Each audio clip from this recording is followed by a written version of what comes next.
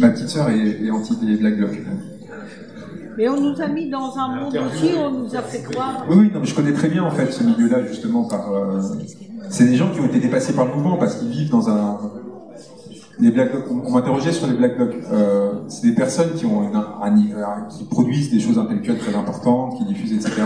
Les anarchistes, le comité invisible, tout ça. Ces personnes qui ont été complètement dépassées par les Gilets jaunes parce que là, il y avait des gens qui jouaient vraiment leur vie en fait, qui se mobilisaient.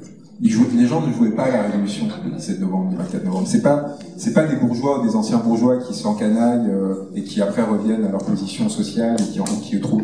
Là, il y avait vraiment en fait une radicalité dans le mouvement des Gilets jaunes au sens positif du terme, qui venait de quelque chose d'existentiel, quoi, d'un vrai. Et là, du coup, les antifas sont retrouvés en fait un peu privés de leur jouet. C'est-à-dire que bon mais derrière, par contre, je pense que c'est un effet positif et extraordinaire, c'est que ça les a forcés une reconfiguration politique. Ils ont été très bons parce que sur l'acte 3, par exemple, sur les champs, ils ont guidé justement pour la rendre intelligente quelque part les expressions de violence qu'il y avait, c'est-à-dire en orientant vers la Porsche, vers vers le distributeur plutôt que vers des individus ou autres. Ça c'était parce qu'ils avaient une expérience de la mobilisation radicale.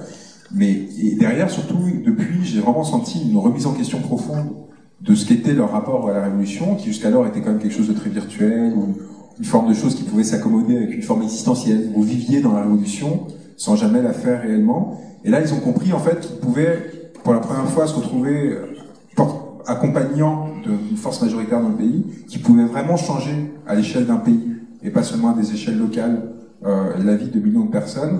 Et je pense qu'il y a un apprentissage très fort en ce moment de la part de tous ces milieux-là qui peut les rendre beaucoup plus intelligents en fait et beaucoup plus productifs politiquement dans le sens d'une réinterrogation des fondements de cette société et surtout donc voilà, moi je pense que je sais pas où ça va, mais je suis très très optimiste sur ce qu'ils sont sur ce travail qui est en train d'être mené aujourd'hui.